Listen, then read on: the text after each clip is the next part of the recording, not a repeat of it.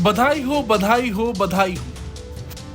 आखिर वो दिन आ ही गए जिस दिन का पिछले 5 सालों से कैंडिडेट्स को इंतजार था।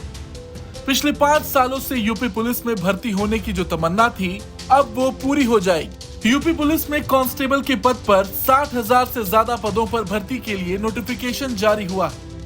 जारी नोटिफिकेशन के मुताबिक यूपी पुलिस में कांस्टेबल के पदों पर भर्ती के लिए आवेदन 27 दिसंबर 2023 से शुरू हो जाएगी। यूपी पुलिस भर्ती के नोटिफिकेशन के मुताबिक आवेदन के लिए अभ्यर्थियों की मिनिमम एज ब्रैकेट 18 साल और अधिकतम 22 साल निर्धारित की गई। वहीं महिलाओं के लिए मैक्सिमम एज ब्रैकेट 25 साल निर्धारित की गई। साथ ही सरकार ने आरक्षित वर्गों के अभ्यर्थियों के लिए 5 साल का एज रिलैक्सेशन भी दिया है, जिसमें SC, ST और OBC वर्ग के अभ्यर्थी शामिल हैं।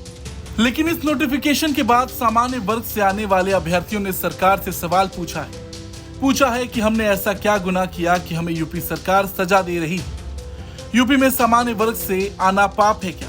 दरअसल पुलिस भर्ती में आयु सीमा छूट और ओवरएज युवाओं को छूट नहीं दिए जाने को लेकर सामान्य वर्ग के युवा काफी दुखी हैं। उनका कहना है कि 2018 में 41,520 पदों पर पुलिस भर्ती निकाली थी और उसके बाद अब 60,244 पदों पर भर्ती की घोषणा हुई। 5 साल में हजारों युवा ओवरएज हो गए हैं, उनके लिए सरकार ने कोई राहत नहीं दी।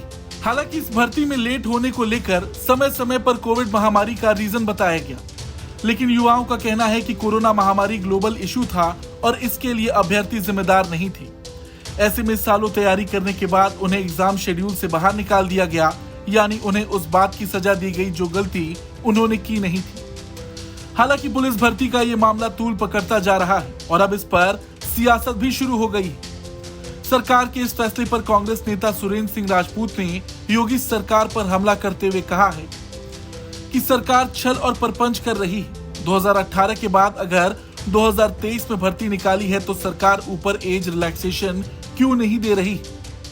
भारतीय जनता पार्टी की सरकार हमेशा ही युवाओं से, बेरोजगारों से छल क्यों करती है, कपट क्यों करती है, प्रपंच क्यों करती है, झूठ क्यों बोलती है?